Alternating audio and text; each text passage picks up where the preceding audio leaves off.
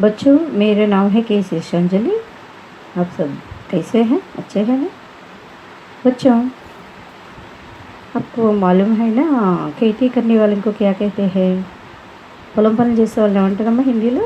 किसान। अच्छा, किसान। और जो लोग भवन आदि का निर्माण करते हैं, बिल्डिंग्स बनाते हैं, तो उसको क्या कहते हैं? मज़दूर कहते हैं। तो उनको समाज में बहुत మహత్వ है। వాళ్ళకి సమాజంలో చాలా ఇంపార్టెన్స్ అంటే ప్రాముఖ్యత ఉందమ్మా। అలాగే ఈ आज हम लोग एक गाने वाली चिड़िया नामक कहानी पढ़ेंगे। गाने वाली चिड़िया అంటే పాట పాడే పక్షి। चिड़िया माने पक्षी।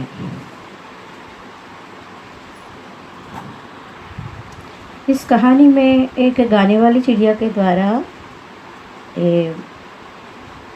हमें ये संदेश मिलता है। एक गाने वाली चिड़िया राजा को समझाती है और समाज में किसान और मजदूर का कितना महत्व है। అంటే సమాజంలో మజ్దూర్ అంటే చెప్పాను మీకు, బిల్డింగ్స్ అవి తయారు చేసేవాళ్ళు, అలాగే భవన నిర్మాణ కార్మికులు, అలా కార్మికుల్ని మజ్దూర్ అంటారు। వాళ్ళ యొక్క ప్రాముఖ్యత సమాజంలో ఎంత ఉందో పక్షి, చిన్న పక్షి, ఒక పాట పాడే పక్షి రాజుకి తెలియజేస్తుంది। तो इस पाठ का उद्देश्य इस प्रकार है। समाज में किसान और मजदूरों का भी महत्वपूर्ण स्थान है। సమాజంలో రైతులు మరియు కార్మికుల యొక్క గొప్ప స్థానం ఉందమ్మా। వే हमारे जीवन का आधार है। వాళ్ళు మన జీవితానికి ఆధారం వంటి వాళ్ళు। इनके प्रति स्नेह, प्रेम, सहानुभूति आदि रखना, इनकी सहायता करना हमारा कर्तव्य है। వీళ్ళ పట్ల ప్రేమ, సానుభూతి ఇవన్నీ కూడా మనం చూపించి వాళ్ళకి సాయం చేయడం అనేది మన కర్తవ్యం। ఎందుకంటే రైతు లేకపోతే ఈరోజు మనకి ఆహారం లేదు। हम लोग कुछ भी आहार नहीं ले सकते हैं किसान के बिना। రైతు లేకుండా మనం ఆహారం తీసుకోలేం కదా। इसके साथ साथ पशु पक्षियों का संरक्षण करना भी हमारा धर्म है। అలాగే మనం కూడా పశు పక్షుల్ని సంరక్షించడం మన యొక్క ధర్మం। एक राजा था। यह बहुत ही सुंदर महल में रहता था। అతను అందమైన భవనంలో నివసిస్తూ ఉండేవాడు। ఇసే अपने महल पर बहुत गर्व था। అతనికి ఆయన ఆ రాజుగారికి తన భవనం మీద చాలా గర్వం। संसार के कोने कोने से यात्री महल देखने आते थे। ప్రపంచం మూలమూలల నుండి యాత్రికులు महल ఆ భవనాన్ని చూడడానికి వచ్చేవారు। यात्रियों ने अपना यात्रा वर्णन में महल की सुंदरता के बारे में कई बातें लिखी। ఈ యాత్రికులు తమ యాత్రా వర్ణనలో మహల్కి సుందరతాకి బేరం, భవనం యొక్క అందం గురించి కయి బాతే లిఖి। కయి అంటే చాలా, బాతే, బాత్ అంటే మాట, విషయం, రెండు అర్థాలు ఉంటాయన్నమాట। ఇక్కడ చాలా విషయాలు దాని గురించి రాశారు। उन्होंने गाने वाली चिड़िया के बारे में भी लिखा था। వాళ్ళు ఒక పాట పాడే పక్షి గురించి కూడా రాశారు। यह चिड़िया महल के पास वाले जंगल में रहती थी और बहुत मधुर स्वर में गाती थी। ఈ పక్షి, చిడియా అంటే ఏం చెప్పాను మీకు? పక్షి, బర్డ్। అక్కడ పాస్ వాలే దగ్గరలో ఉన్నటువంటి జంగల్ మే రహతీ థీ, అడవిలో ఉండేది। బహుత్ మధుర స్వర్ మే గాతీ థీ, చాలా మంచి వాయిస్ అంటే మధురమైన కంఠంతో, స్వరంతో పాడేదన్నమాట। రాజా నే ఇస్ చిడియా కో కభీ నహీ దేఖా థా। రాజుగారి పక్షిని ఎప్పుడు కూడా చూసి ఉండలేదు।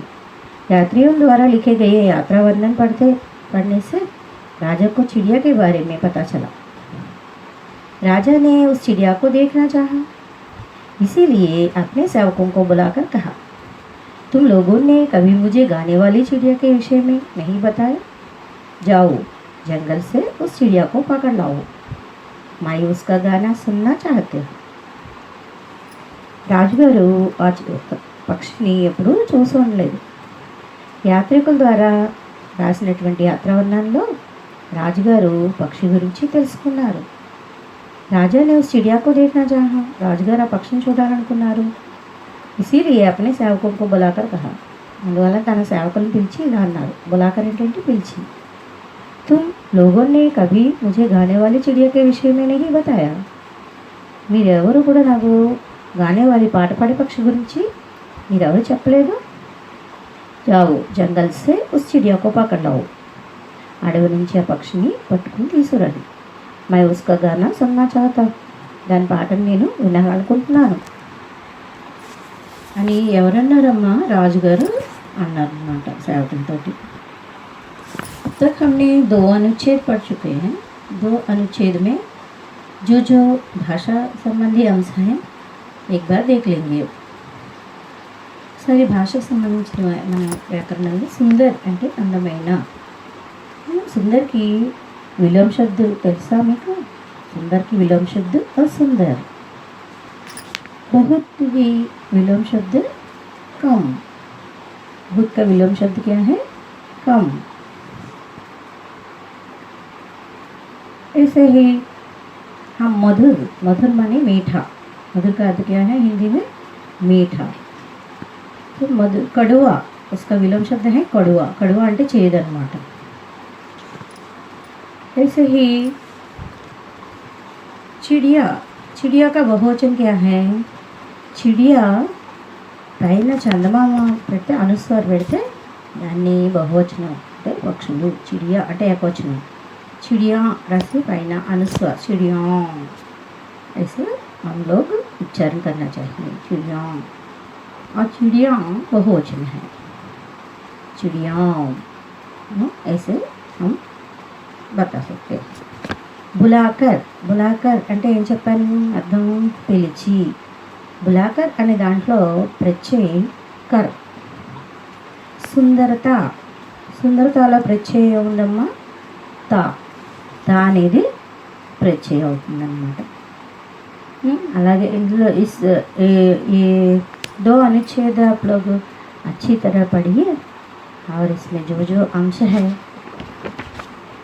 जो आपको अच्छा लगे मुझे कल बताइएगा. और इसमें जो संदेह है आप लोग कल मुझसे पूछ सकते हैं.